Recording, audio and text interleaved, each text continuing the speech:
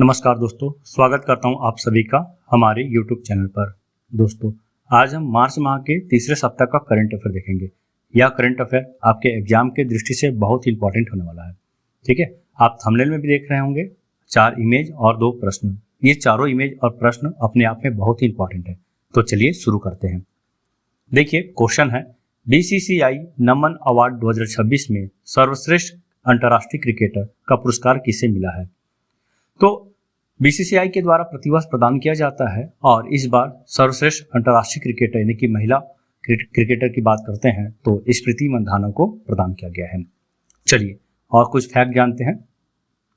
देखिए, BCCI नमन पुरस्कार 2026 भारतीय क्रिकेट कंट्रोल बोर्ड, जिसे BCCI कहा जाता है, प्रतिवर्ष खेल में असाधारण उपलब्धियां और दीर्घकालिक योगदान को सम्मानित करने के लिए प्रदान किया जाता है। ठीक, आप इस चीज को याद रखेंगे। अब हम विजेताओं की बात करें तो देखिए, पॉली उमरिगर पुरस्कार ये पुरुष अंतर्राष्ट्रीय क्रिकेटर को दिया जाता है। सर्वश्रेष्ठ अंतर्राष्ट्रीय क्रिकेटर पुरुष को दिया जाता है तो ये है शुभमन गिल। वही सर्वश्रेष्ठ अंतर्राष्ट्रीय क्रिकेटर की बात करें महिला को तो ये है स्मृति मंधाना। सर्वश्रेष्ठ अंतर्राष्ट्रीय डेब्यू पुरुष हर्षित राणा है। Colonel CK Naidu lifetime achievement पुरस्कार ये मिला है रोजर बिन्नी और राहुल द्रविड़ को, संयुक्त रूप से मिला है, दोनों को ध्यान रखेंगे। सर्वश्रेष्ठ अंतर्राष्ट्रीय डेब्यू महिला की बात करते हैं तो एन श्री चरनी है और BCCI life time achievement award की बात करें तो मिताली राज को प्रदान किया गया है।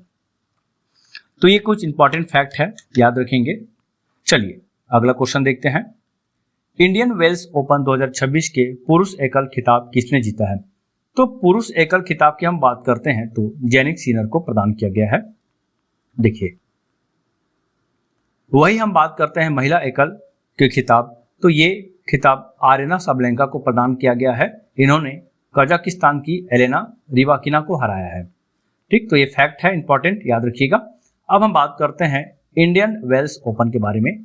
देखिए, इंडियन वेल्स ओपन एक प्रमुख अंतर्राष्ट्रीय टेनिस टूर्नामेंट है जो हर साल इंडियन वेल्स में आयोजित किया जाता है।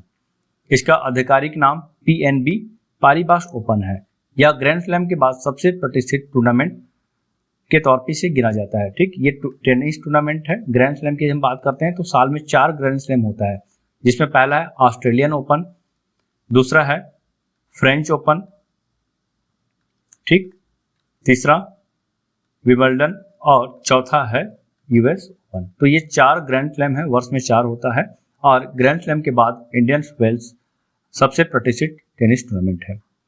इंडियन वेल्स नाम भारत से संबंधित नहीं है, यह नाम अमेरिका के शहर इंडियन वेल्स से आया है जहां यह टेनिस टूर्नामेंट आयोजित होता है। ठीक है, तो ये इंपॉर्टेंट, याद रखिएगा। चलिए अगला क्वेश्चन देखिए। संविधान के किस अनुच्छेद के तहत मुख्य चुनाव आयुक्त को सुप्रीम कोर्ट के न्यायाधीश के समान प्रक्रिया द्वारा पद से हटाया जा सकता है। तो हाल ही में संसद में मुख्य चुनाव आयुक्त के खिलाफ महाभियोग लाया गया है और यह संविधान के अनुच्छेद 324 के तहत लाया गया है।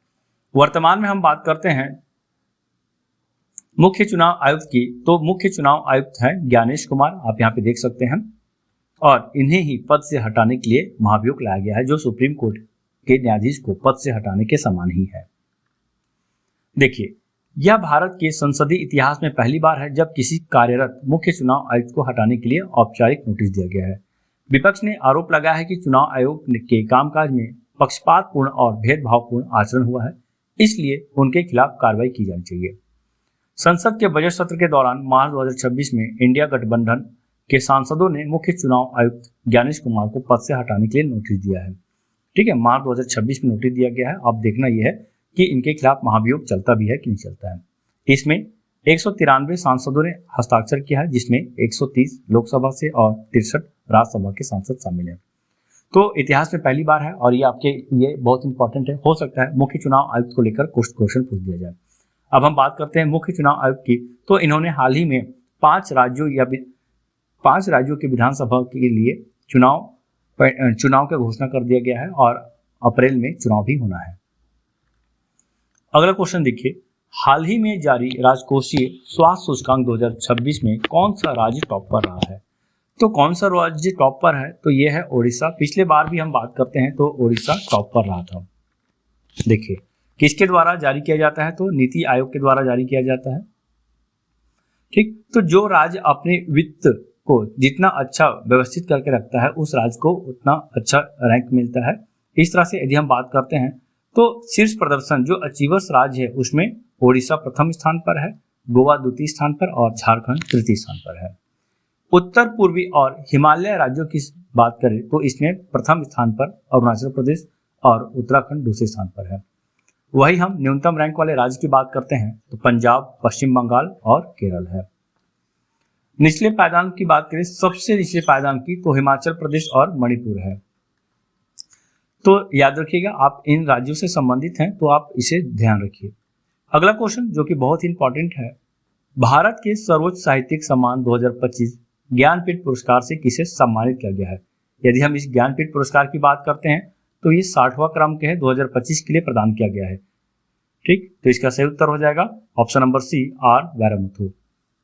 देखिए, तमिल कवि और गीतकार आर वैरमुथु को भारत के सर्वोच्च साहित्यिक सम्मान 2025 के ज्ञानपीठ पुरस्कार से सम्मानित किया गया है। देखिए, ज्ञानपीठ पुरस्कार सर्वोच्च साहित्यिक सम्मान है। इसके बाद हम बात करते हैं तो दूसरे नंबर पे आता है साहित्य पुरस्कार। ठीक है, देखिए, यदि हम आर वैरमुथु की बात करें तो ये तमिल से संबंधित है और तमिल के तीसरे लेखक है जो यह पुरस्कार प्राप्त किए हैं। ज्ञानपीठ पुरस्कार की हम बात करते हैं तो इसकी स्थापना 1961 में हुआ। किसके द्वारा यह पुरस्कार प्रदान किया जाता है? तो याद रखेंगे, भारतीय ज्ञानपीठ ट्रस्ट के द्वारा पुरस्कार प्रदान किया जाता है और सबसे पहला पुरस्कार 1965 में दिया गया था। ठीक, चलिए अगला क्वेश्चन देखिए, बहुत इंपॉर्टेंट है ये भी। सर्वश्रेष्ठ फिल्म का ऑस्कर अवार्ड 2026 किसने जीता है? तो ऑस्कर बहुत ही इंपॉर्टेंट पुरस्कारों में से शामिल है, क्योंकि यदि हम एंटरटेनमेंट के क्षेत्र में बात करते हैं तो ऑस्कर पूरे विश्व पे प्रथम स्थान पर है। ठीक है, भारत की हम बात करते हैं तो भारत के लिए राष्ट्रीय फिल्म पुरस्कार अवार्ड है जो प्रतिवर्ष दिया जाता है, भारत सरकार के अंदर है ये। तो ऑस्कर की हम बात करते हैं तो देखिए, ऑस्कर अवार्ड 2026 तो इसमें फिल्म सर्वश्रेष्ठ film one battle after another है। देखिए, वन बैटल आफ्टर अनदर को सर्वश्रेष्ठ फिल्म का पुरस्कार दिया गया है। इस फिल्म के डायरेक्टर और राइटर है पॉल थॉमस एंडरसन और प्रोड्यूसर एडम सोमनर, सारा मर्फी और पॉल थॉमस एंडरसन है। ऑस्कर अवार्ड की बात करते हैं तो यह इस बार का 58वां संस्करण है। लॉस एंजलिस के डॉल्बी थिएटर में 15 मार्च 2026 को यह अवार्ड प्रदान किया गया है। चलिए अब हम कुछ सूचियों की बात करते हैं विजेताओं की। तो बेस्ट पिक्चर मैंने अभी आपको बताया, वन बैटल आफ्टर अनदर है। Best actor Michael B Jordan है, फिल्म सिनर्स के लिए दिया गया है। बेस्ट एक्ट्रेस की बात करें तो जेसी बकली है, हैमनेट के लिए दिया गया है। Best director one battle after another के लिए पॉल थॉमस एंडरसन को प्रदान किया गया है। Best international feature film sentimental value को दिया गया है। वही बेस्ट एनिमेटेड फीचर फिल्म के पॉप डीमन हंटर्स को दिया गया है। Best animated short film the girl who cried pearls को दिया गया है। Best original screenplay sinners को प्रदान किया गया है। Best documentary feature film mister nobody against Putin को दिया गया है। Best documentary short film all the empty rooms को दिया गया है। Best documentary feature film mister nobody against Putin को दिया गया है। ये रिपीट हो गया है। ओरिजिनल सॉन्ग के लिए गोल्डन को दिया गया है के पॉप डेमन हंटर्स के लिए। तो ये कुछ प्रमुख पुरस्कारों की सूची है। इसमें आप इतना याद रखिएगा, ऊपर का ये 4 पुरस्कार को याद रखिएगा, best picture, best actor, best actress और बेस्ट डायरेक्टर। ठीक है, चलिए अगला क्वेश्चन देखिए। 98वें ऑस्कर अवार्ड समारोह 2026 में किसे बेस्ट एक्टर का अवार्ड मिला? तो अभी मैंने आपको बताया बेस्ट एक्टर का अवार्ड की हम बात करते हैं तो यह पुरस्कार माइकल बी जॉर्डन को दिया गया है। कौन से फिल्म के लिए? तो सिनर्स फिल्म के लिए दिया गया है। ठीक, फिल्म सिनर्स के लिए दिया गया है। वह लीड एक्टर कैटेगरी में ऑस्कर जीतने वाले 6ठे अश्वेत एक्टर भी बन गए हैं। माइकल बी जॉर्डन सिर्फ एक्टर ही नहीं बल्कि फिल्म प्रोड्यूसर और डायरेक्टर भी है। अगला क्वेश्चन देखिए, बहुत इंपॉर्टेंट है। अभी मैंने आपको ज्ञानपीठ पुरस्कार के बारे में बताया और मैंने आपको ये बताया कि साहित्य के क्षेत्र में दिया जाने वाला ये सर्वोच्च पुरस्कार है। वही हम बात करते हैं दूसरा पुरस्कार की, तो साहित्य अकादमी पुरस्कार है। चलिए प्रश्न है, हिंदी भाषा के लिए साहित्य अकादमी पुरस्कार 2025 निम्न में से किसे प्रदान किया गया है? तो किसे प्रदान किया गया है? तो इसका सही उत्तर हो जाएगा ममता कालिया को। तो देखिए, यह पुरस्कार 24 भाषाओं के लिए दिया जाता है। वही ज्ञानपीठ पुरस्कार की बात करते हैं तो ज्ञानपीठ पुरस्कार 23 भाषाओं के लिए दिया जाता है। तो हिंदी भाषा के लिए ममता कालिया को दिया गया है। वही हम बात करते हैं, ममता कालिया को यह पुरस्कार उनके हिंदी संस्मरण जीते जी इलाहाबाद के लिए दिया गया है।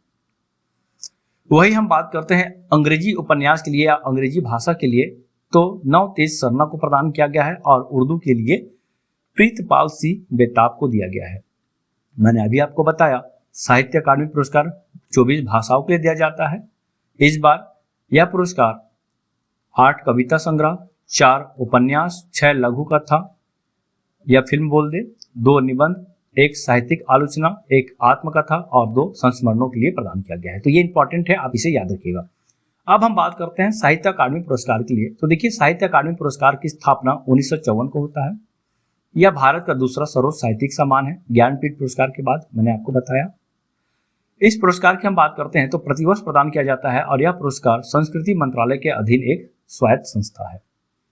24 भाषाओं में दिया जाता है। यदि हम संविधान की 8वीं अनुसूची की बात करते हैं तो 8वीं अनुसूची में 22 भाषा शामिल है और इसके साथ ही साथ अंग्रेजी और राजस्थानी भाषा के लिए दिया जाता है। पात्रता की बात करते हैं तो देखिए, पुरस्कार पूर्व वर्ष के 5 वर्ष के भीतर प्रकाशित एक मौलिक रचना होनी चाहिए। लेखक का भारतीय नागरिक होना अनिवार्य है। ठीक, यदि ज्ञानपीठ पुरस्कार की बात करें तो ज्ञानपीठ पुरस्कार के लिए भी शर्त यही है कि भारतीय नागरिक को दिया जाएगा। ज्ञानपीठ पुरस्कार में 11 लाख रुपए प्रदान किया जाता है। वही हम बात करते हैं साहित्य अकादमी पुरस्कार के लिए 1 लाख रुपए नगद पुरस्कार प्रदान किया जाता है। साहित्य अकादमी के द्वारा अन्य पुरस्कार भी प्रदान किया जाता है, जिसमें से युवा पुरस्कार है, बाल साहित्य पुरस्कार है, साहित्य अकादमी फेलोशिप पुरस्कार है, भाषा सम्मान है इत्यादि। चलिए अगला क्वेश्चन देखिए। वर्ल्ड हैप्पीनेस रिपोर्ट 2026 के अनुसार 147 देशों की सूची में भारत को कौन सा स्थान प्रदान किया गया है? तो हम बात करते हैं भारत को, तो भारत को 116 स्थान प्रदान किया गया है। वही हम बात करते हैं भारत के 2025 के लिए, तो 2025 में भारत को 118वां स्थान प्रदान किया गया था। प्रथम स्थान की बात करते हैं तो देखिए, प्रथम स्थान पर फिनलैंड है। ठीक है, फिनलैंड लगातार 9वां बार यह खिताब अपने नाम किया, मतलब 9वां बार शीर्ष पर रहा है। देखिए, रिपोर्ट जारीकर्ता की बात करते हैं तो संयुक्त राष्ट्र के द्वारा रिपोर्ट जारी किया जाता है और संयुक्त राष्ट्र के ऑक्सफोर्ड विश्वविद्यालय के बेलबिंग रिसर्च सेंटर के द्वारा प्रकाशित किया गया। फिनलैंड लगातार 9वें वर्ष दुनिया का सबसे खुशहाल देश है और सबसे दुखी देश की बात करते हैं तो इसमें Afghanistan, Sierra Leone, Malawi, Zimbabwe और बोत्सवाना है। ठीक है, तो फिनलैंड प्रथम स्थान पर, आइसलैंड द्वितीय स्थान पर, डेनमार्क तृतीय स्थान पर है। भारत के पड़ोसी देशों की हम बात करते हैं तो चीन, नेपाल, पाकिस्तान, इन तीनों देशों का स्थिति भारत से काफी अच्छा है। ठीक है, सबसे ज्यादा अच्छा स्थिति है चीन का 65वां स्थान पर है और लास्ट में हम बात करते हैं तो श्रीलंका 134वां स्थान पर है। चलिए अगला क्वेश्चन देखिए।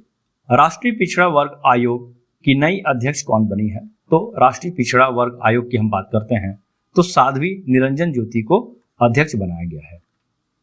देखिए, पूर्व केंद्रीय मंत्री और भाजपा नेता साध्वी निरंजन ज्योति को राष्ट्रीय पिछड़ा वर्ग आयोग के अध्यक्ष नियुक्त किया गया है। उन्होंने 2019 में ग्रामीण विकास मंत्रालय में राज्य मंत्री का पद संभाला और 2021 में उपभोक्ता मामले, खाद्य एवं सार्वजनिक वितरण मंत्रालय में राज्य मंत्री रही थी।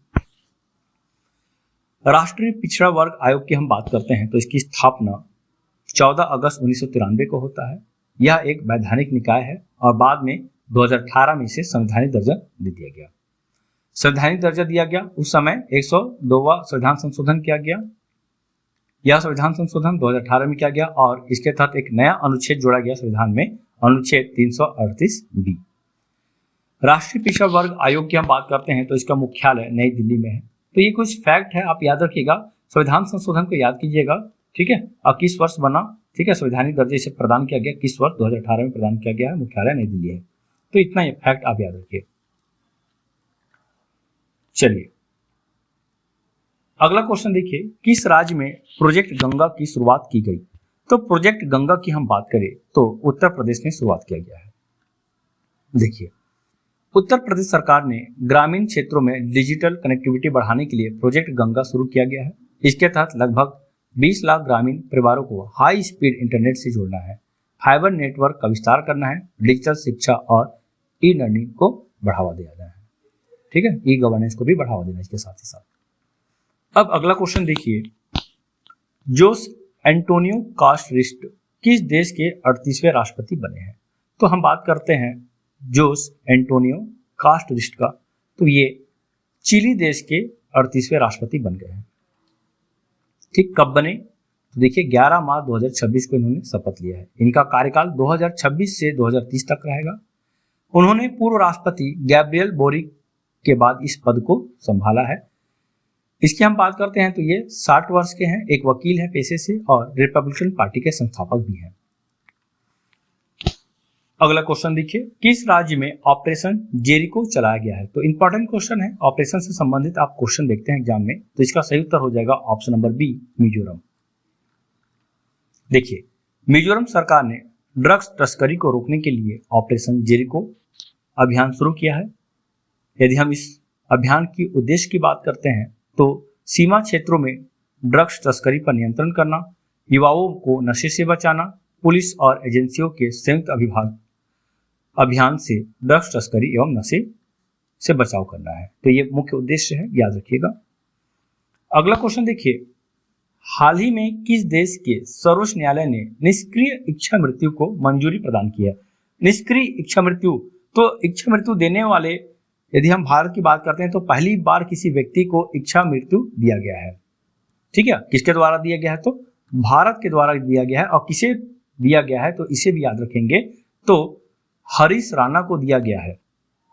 ठीक, देखिए, न्यायालय ने लाइलाज बीमारी से ग्रस्त 13 साल से कोमा में रहे मरीज को जीवन रक्षक प्रणाली हटाने की अनुमति दी। यह अनुच्छेद 21 के तहत है, जहां यह बोला जाता है गरिमामय जीवन जीने का अधिकार सभी को है। ठीक है, विश्व की हम बात करते हैं तो नीदरलैंड 2002 में इच्छा मृत्यु को कानूनी मान्यता देने वाला पहला देश बन गया। इसके अलावा बेल्जियम, कनाडा, कोलंबिया और ऑस्ट्रेलिया सहित कई देशों में विभिन्न रूपों में इच्छा मृत्यु वैध है। अब भारत में भी देखने को मिल रहा है। चलिए अगला क्वेश्चन देखिए, निम्न में से कौन भारत का दूसरा पूर्ण साक्षर केंद्र शासित प्रदेश बन गया है? तो पूर्ण साक्षर केंद्र शासित प्रदेश की हम बात करते हैं तो ये है चंडीगढ़। ठीक, देखिए, तो चंडीगढ़ 99.93% की उल्लेखनीय साक्षरता दर हासिल करके लद्दाख के बाद भारत का दूसरा पूर्ण साक्षर केंद्र शासित प्रदेश बन गया है। और यह उपलब्धि कार्यक्रम उल्लास के तहत, ध्यान रखेंगे, कार्यक्रम उल्लास की हम बात करते हैं तो ये 2022 से 2027 तक के लिए लाया गया है सरकार के द्वारा। केंद्र सरकार का यह योजना है जिसके तहत सरकार का लक्ष्य है कि 2027 तक पूरे भारत को साक्षर बनाना है। चलिए, अब आप मुझे कमेंट में उत्तर दीजिएगा कि प्रथम राज्य कौन है जो साक्षर बना है। ठीक है, हाल ही में ये बना है। चलिए अगला क्वेश्चन देखिए, निम्न में से कौन भारत की पहली खुले तौर पर क्वेयर सांसद बन गई है? तो क्वेयर सांसद कौन बन गई है? तो आप इसे भी आप याद रखिएगा, इसका सही उत्तर होगा मेनका गुरुस्वामी। देखिए, इनका नाम है मेनका गुरुस्वामी। राज्यसभा की बात करते हैं तो पश्चिम बंगाल से है, पहली बार इन्होंने सांसद बना है। और इनका पार्टी की बात करें तो तृणमूल कांग्रेस है। देखिए, भारत के संसदीय इतिहास में पहली बार किसी खुले तौर पर क्वेयर व्यक्ति को चुना गया है। चलिए अगला क्वेश्चन देखिए, किस एशियाई देश ने भारत से ब्रह्मोस मिसाइल खरीदने का फैसला किया है? तो ब्रह्मोस मिसाइल की हम बात करते हैं तो भारत का बहुत ही अच्छा एंटी डिफेंस मिसाइल है। ठीक है, एंटी डिफेंस मिसाइल की बात करें, साथ ही साथ ये एक प्रकार का मिसाइल है और इस मिसाइल को हाल ही में इंडोनेशिया के द्वारा खरीदा जाएगा। ठीक है, तो इंडोनेशिया के साथ इसका डील हो गया है, याद रखेंगे ऑप्शन नंबर डी इसका सही उत्तर हो जाएगा। देखिए, इंडोनेशिया ने भारत से ब्रह्मोस मिसाइल खरीदने का फैसला किया है। यह सौदा लगभग $450 मिलियन का बताया जा रहा है। तो भारत की रक्षा तकनीक जो है ये काफी ज्यादा तरक्की कर रहा है। हाल ही में ऑपरेशन सिंदूर चलाया गया। ठीक है, इस ऑपरेशन सिंदूर में भारत का जो रक्षा प्रणाली है काफी ज्यादा सामने आया पूरे विश्व में कि किस तरह से भारत अपने आप को बचाता है, डिफेंड कर पाता है। तो ठीक, यदि हम बात करते हैं ब्रह्मोस मिसाइल की, तो सबसे पहले फिलीपींस के द्वारा खरीदा गया है। फिलीपींस वर्ष 2022 में खरीदने वाला पहला देश बना। इसके अलावा वियतनाम, मलेशिया सहित अन्य कई देश भी इस मिसाइल को खरीदने में रुचि ले रही है। चलिए अब हम बात करते हैं ब्रह्मोस मिसाइल की। देखिए, ब्रह्मोस मिसाइल एक सुपरसोनिक क्रूज मिसाइल है जिसे भारत और रूस ने मिलकर विकसित किया है।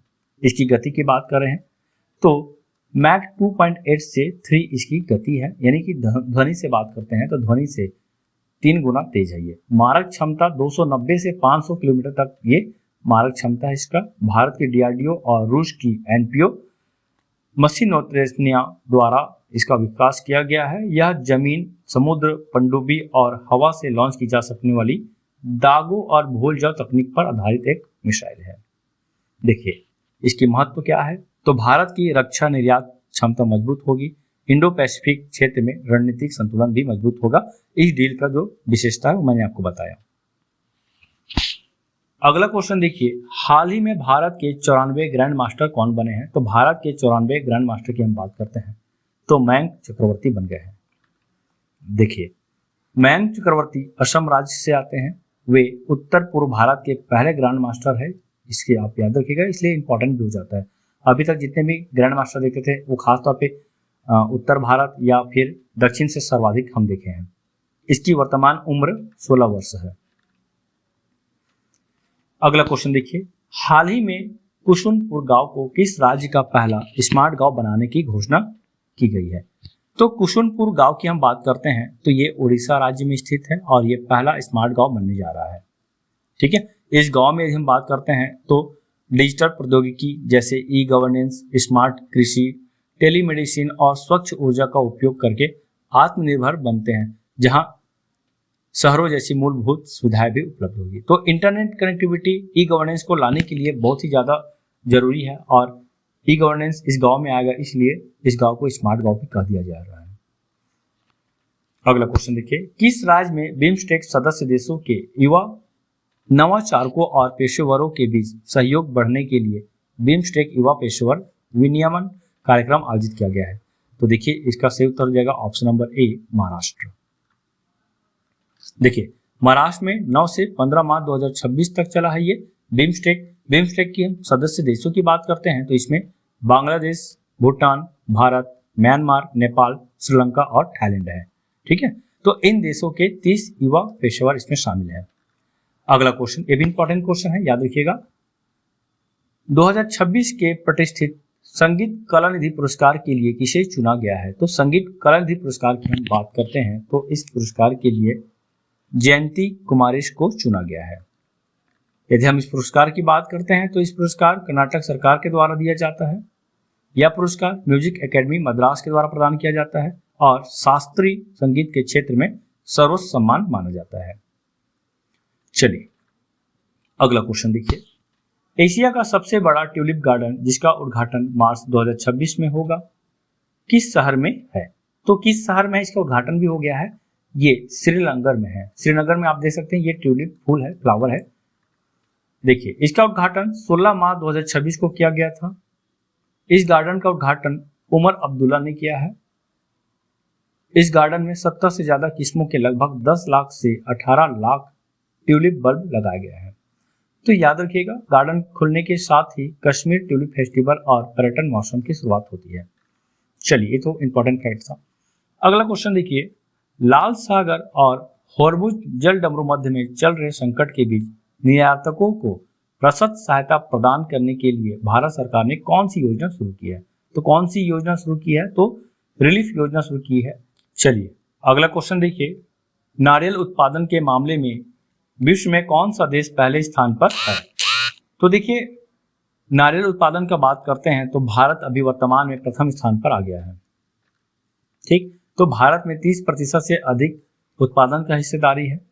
कुल वैश्विक क्षेत्रफल का 12,390 हेक्टेयर है। भारत में लगभग 2,165.20 हजार हेक्टेयर में नारियल की खेती की जाती है। देखिए, भारत सरकार ने केंद्रीय बजट 2026-27 में नारियल संवर्धन योजना की घोषणा की है। अगला क्वेश्चन देखिए, सुप्रीम कोर्ट ने दत्तक यानी कि गोद लेने वाली माताओं के लिए कितने सप्ताह का मातृत्व अवकाश देने का आदेश दिया है? तो कितने सप्ताह का मातृत्व अवकाश का आदेश दिया है? तो यह उत्तर हो जाएगा ऑप्शन नंबर सी, 12 सप्ताह। देखिए, सुप्रीम कोर्ट ने दत्तक माताओं के लिए मातृत्व अवकाश पर लगी उम्र सीमा को असंवैधानिक घोषित करते हुए हटा दिया है और सामाजिक सुरक्षा संहिता 2020 की धारा 64 को असंवैधानिक घोषित किया है। अब इसके तहत अब गोद लेने वाली माता चाहे किसी भी उम्र की होंगे तो 12 सप्ताह के लिए वैसे मातृत्व अवकाश प्रदान किया जाएगा। तो दोस्तों, यहीं तक था हमारा वीडियो आपको कैसा लगा प्लीज कमेंट करके जरूर बताइएगा। वीडियो आपको पसंद आता है तो वीडियो को जरूर लाइक कीजिए और चैनल पे नए हैं तो चैनल को सब्सक्राइब करना बिल्कुल मत भूलिएगा। मिलते हैं अगले वीडियो के साथ, तब तक के लिए धन्यवाद।